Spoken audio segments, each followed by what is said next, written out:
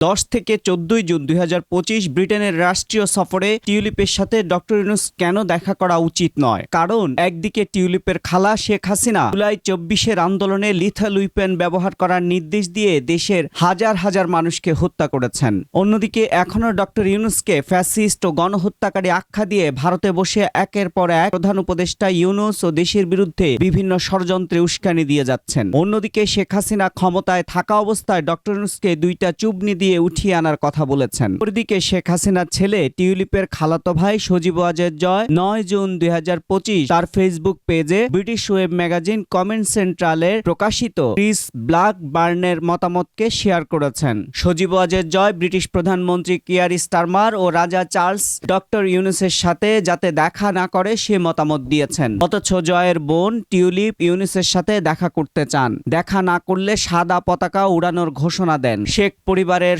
বহুরূপে এদেশের মানুষ যেমন অতিষ্ঠ, এখন প্রধান উপদেষ্টা ডক্টর ইউনূসকে অতিষ্ঠ করে তুলতে চাইছেন শেখ পরিবারের সদস্যরা। কিন্তু টিউলিপের সাথে দেখা করলে আওয়ামী লীগ ও শেখ হাসিনা রাজনীতিতে নতুন বয়ান চালু করবে। ব্রিটিশ সরকার আওয়ামী লীগকে পুনর্বাসনের চাপ দিচ্ছে, তার কারণে টিউলিপের সাথে দেখা করেছেন এমন বয়ান হাসিনা জয় ও আওয়ামী লীগের দুর্নীতিবাজরা করতে থাকবে। সুতরাং টিউলিপের কোনো বক্তব্য থাকলে দুদকে এসে বলুক, আদালতে বলুক। প্রফেসর ইউনূস কেন সে ভুল পথে হাঁটবেন?